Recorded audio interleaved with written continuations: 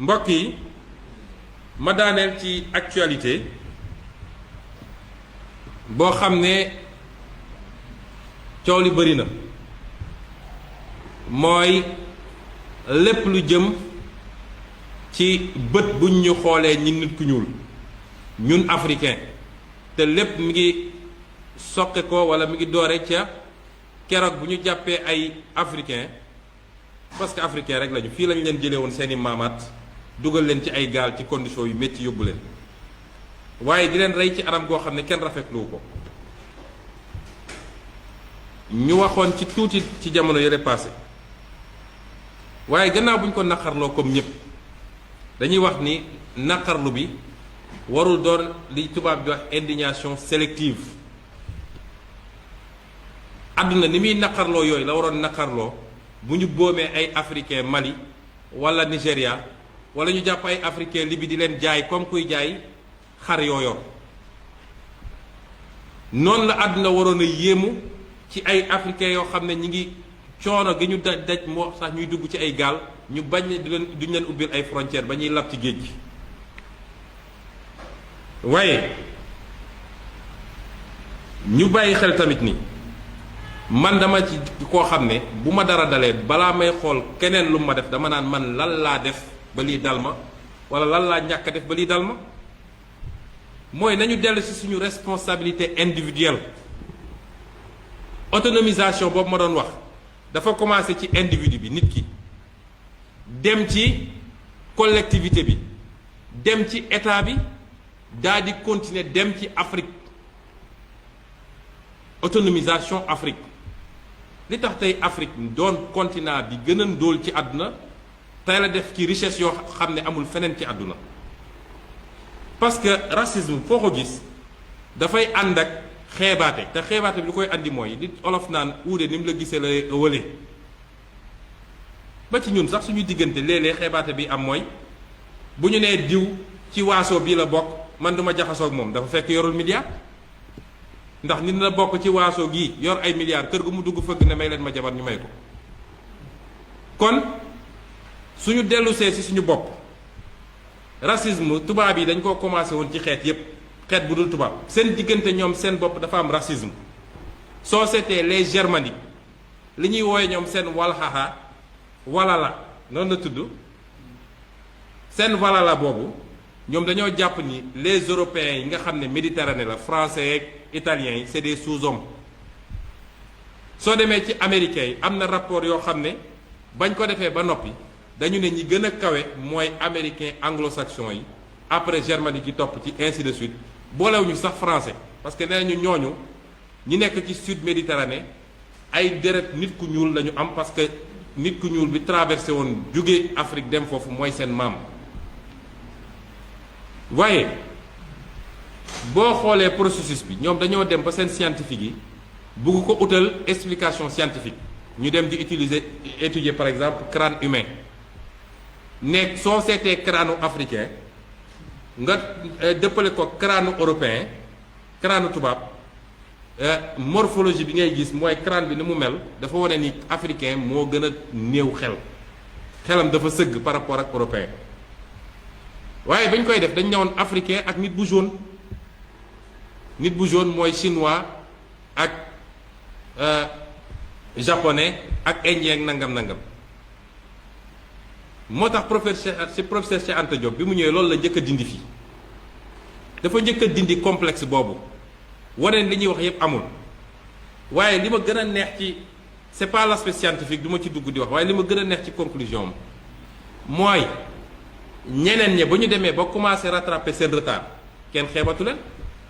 tey Europe seen débat yépp jàppal France 24 jàppal fu la neex seen débat yépp la Chine parce que Chine moo leen tere nelaw fii ci téere bii Cheikh Anta Diop civilisation ou barbarie boo demee ci page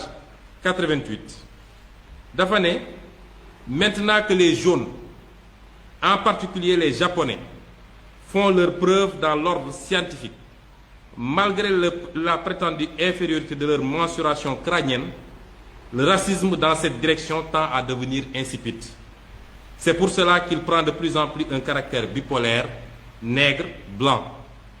Au dernier conseil de cabinet de juillet 1979, le gouvernement français s'est assigné comme objectif de rattraper le Japon. Kon, imaginez cette Afrique tey bu nekkoon une puissance mondiale kenn dootuñu xeeb.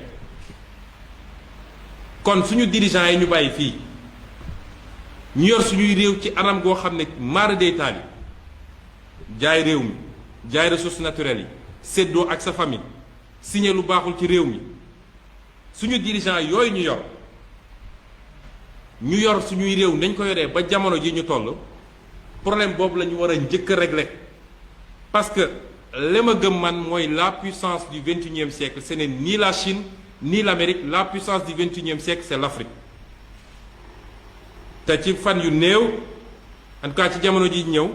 téere gi may bind parce que ñu ngi bind ñaari téere benn bi vision africaine la benn bi c'est la décentralisation lépp dellu ci autonomisation boobu may wax dinañ ko démontrer ni Afrique à l'horizon 2065 mën na doon sinon la première puissance l'une des premières puissances.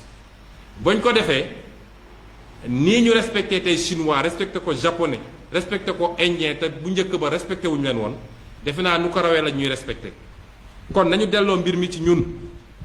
te bañit foofu lay daanelee nañu moytu manipulation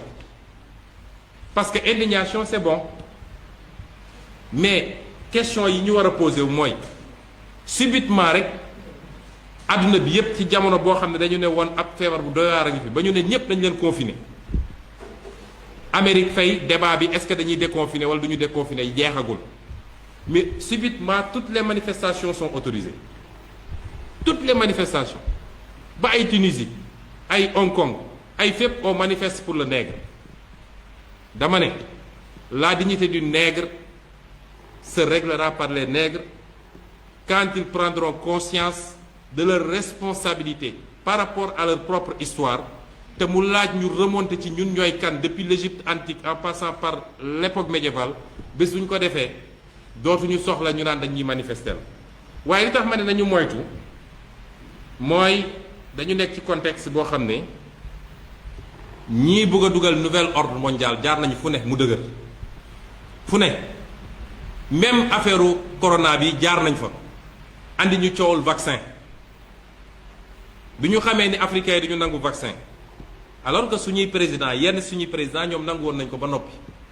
parce que président bu taxaw naan la nouvel ordre mondial rek mi ngi ci système u gars yi am na lu ñu bëgg fexe ba dugal ko ci li nga xam ne moo leen di gêner ci liy capacité Afrique rawatina nag croissance beeg jeunesse population beeg yeneen ak yeneen kon ñooñu bu dee jaar nañ fu ne mu dëgër lii am ñu daal di créer benn dynamique boo xam ne pour créer un choc mondial benn chaos mondial jaare foofu nag ne il faut ñu dugal li ñuy dugal nañu tey bu ñu kenn manipuler yàgg nañoo souffrir jaar nañ ci traite négrière jaar nañu ci colonisation ñu ngi ci néocolonisation nañu dellu siwaat suñu bopp liggéey li ñu war a liggéey moom suñu bopp defar li ñu war a defar bu boobaa kenn dootuñu yépp waaye lépp lu ñu la wax lu weesu loolu rek am na leneen loo xam ne ñu ngi ko ciy essayé laxas te nañ ci dellu si ci beneen waxtaan may wax nag pour daaneel ni loolu ñuy liggéey delloo si le vrai type de sénégalais le vrai type d'africain parce que ñun soxlawuñu un nouveau type de sénégalais ñun on veut le vrai type de sénégalais le vrai type de sénégalais mooy maam ak maamaat ni ñu meloon jom fulla fit kàddu nga respecté ko gëm sa ñaq liggéey xam ni alal dañ koy liggéey kenn du ko lijjanti loolu ay valeurs yu fi nekkoon nag nañ ko dekkil parce que lii xew nii du lu mës a nekk fii dañuy faral di wax suñuy maam ceddo sax ñoo ñu tane ñun dañuy wootewu ñun ñu bari ci ñun ñuy wootewu ñu am gëm-gëm parce que ki nga xam ne su daan dem xare xam ni sama bakkan da ciy rot parce que ñooñu ñu ëpp doole mu jël suuf def ko ci tubayam parce que gàcce la ci moom mu daw kooku dafa am lu mu gëmoon kon le vrai type de sénégalais il faut ñu delloosi ko te buñ ko delloosee mooy le vrai type d'africain ci diir bu gàtt mën nañu def lu ëpp raw suñu rattraper suñu retard ba jiitu ci àdduna te ma gëm ni lu mën a nekk la kon lii mooy li ñu bëggoon waxtaan ci lu gàtt di gërëm ñépp di wax ni jotaay yu mel ni dinañu faral di ko def dinañu évaluer à chaque moment waaye di delloo suñu mbokk journalistes yi bu dee ci lii ñu waxtaan dañoo am luñ ciy laaj wala luñ ciy leerlu wala yu mel noonu ñu laaj ko ñu tontu leen yeewi ñëpp parce que guddi na bismillah.